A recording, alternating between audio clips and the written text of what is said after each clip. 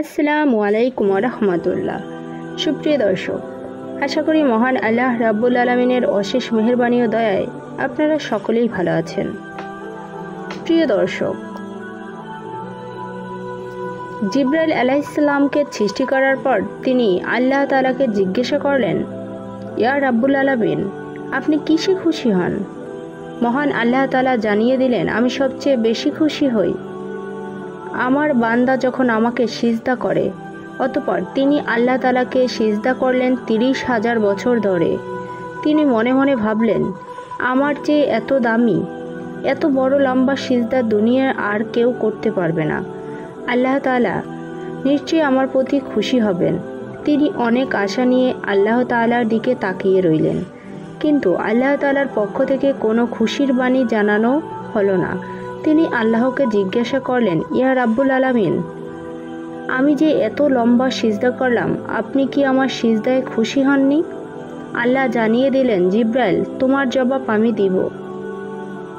তার আগে তুমি আরশে আজিমের দিকে তাকাও।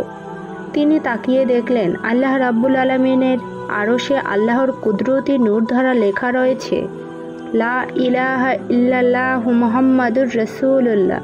তিনি জিজ্ঞাসা করলেন, হে আল্লাহ, আমার সিজদার সাথে এই কালেমার কি সম্পর্ক? মহান আল্লাহ তাআলা বললেন, হে জিবরাইল, শোনো, আমি আল্লাহ দুনিয়া তৈরি করব। সে দুনিয়ার মানব জাতি ও জিন জাতির হেদায়েতের জন্য লক্ষাধিক নবী রাসূলকে পাঠাবো। সর্বশ্রেষ্ঠ ও সর্বশেষ নবী মুহাম্মদ সাল্লাল্লাহু আলাইহি সাল্লামকে পাঠাবো।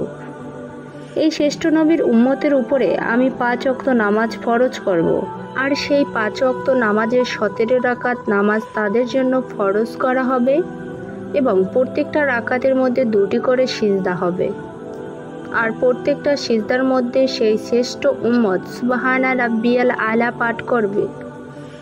হে জিবরাইল, তুমি জেনে রাখো, আমার ওই মাহবুব নবীর উম্মত যখন সিজদায় গিয়ে সুবহানা রাব্বিয়াল আলা বলে আমাকে ডাক দিবে, জিবরাইল, তুমি 30,000 বছর সিজদা করে যে নেকি পেয়েছ, আমি আল্লাহ আমার বান্দার আমল নামায় এর থেকেও 40,000 গুণ বেশি নেকি লিখে দিব।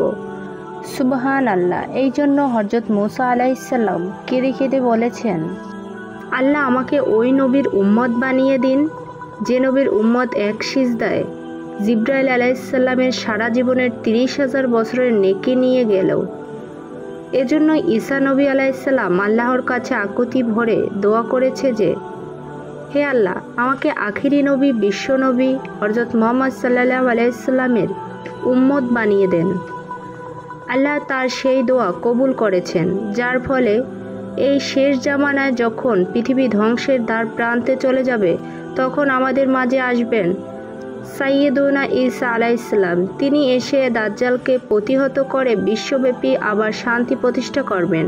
আমরা সেই শ্রেষ্ঠ নবী হযরত মুহাম্মদ সাল্লাল্লাহু আলাইহি সাল্লামের উম্মত। আমাদের কি করা উচিত আর আমরা কি করছি? আল্লাহ আমাদের 5 ওয়াক্ত নামাজ পড়ার তৌফিক দিন, বেশি বেশি করে সিজদা করার তৌফিক দিন, আমিন। আমাদের ভিডিওগুলি ভালো লাগলে আমাদের YouTube channel Abdullah Al Mubin subscribe করতে পারেন।